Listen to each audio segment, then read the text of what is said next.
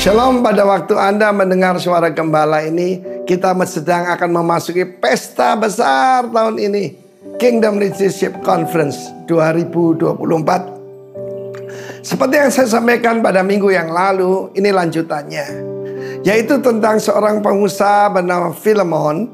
Dan puji nama Tuhan, di mana payung besar di mana kita berada, itu Gereja Bethel Indonesia, bisa melatih pengusaha profesional untuk melayani Tuhan. Bukan cuma yang lulusan seminari atau sekolah teologi apapun. Saya mau sampaikan kepada Anda bagaimana Philemon ini dan istrinya Apphia, artinya fruitful, dan putranya bernama Archippus, mereka satu keluarga melayani jemaat di rumah mereka sendiri. Karena itu tema kita bulan lalu adalah punya pengaruh dalam keluarga. Kita lihat pengaruh daripada Philemon dan dari istrinya juga, di mana putranya, kalau kita baca dalam Kolose pasal 4, Archippus ini menjadi a teacher, menjadi pengajar di jemaat itu. Berarti dia adalah ketua pemuda mungkin di situ, karena dimulai di rumah mereka. Karena itu saudara, kalau mau dipakai oleh Tuhan sederhana, buka rumahmu untuk pekerjaan Tuhan. Kita lihat bagaimana terjadi mujizat di desa kecil Betania, yaitu ada seorang wanita bernama Marta. Bukan setelah membuka hati, dia membuka rumahnya. Dia punya saudari bernama Maria yang legendaris itu, dan Lazarus, saudara laki-lakinya yang dibangkitkan dari antara orang mati. Apa kita punya pengaruh di keluarga? Apa keluarga kita semua mengikut Tuhan? Baru-baru ini ada berita buruk gampang tersebar ya.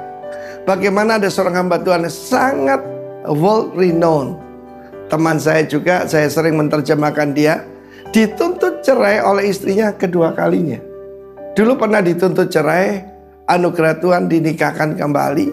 Tapi ini kemudian dituntut cerai di pengadilan untuk kedua kalinya. How sad, begitu menyedihkan. Karena itu ukuran pada pelayanan bukan besarnya congregation atau jemaat yang dipimpin, atau betapa terkenalnya saudara, tetapi pengaruh kita di dalam rumah. Dan juga baru setelah itu kepada jemaat dan kepada komunitas.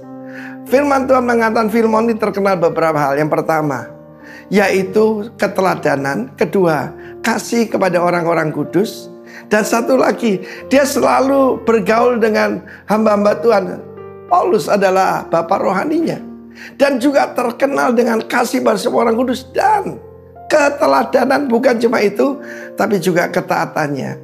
Rasul Paulus berkata, aku selalu bersyukur, bergembira kalau aku berdoa buat kamu. Apakah orang bergembira kalau berdoa tentang kita? Karena keteladanan daripada Philemon, maka berdirilah jemaat Kolose. Ya, kalau saya membaca jemaat Kolose, jemaat Efesus, itu jemaat-jemaat yang sangat-sangat dewasa dan luar biasa. Dan saya berdoa setiap daripada Anda bisa berpengaruh pertama dalam keluargamu, karena ukurannya anak-anakmu jadi apa. Yang kedua, bisa berpengaruh kepada jemaat di mana kita bergabung. Dan satu lagi, nanti kepada masyarakat. Kiranya apa yang saya sampaikan ini menginspirasi Anda. Baca surat kiriman Rasul Paulus kepada Philemon dan kepada jemaat di Kolose, and be inspired. God bless you. Amen.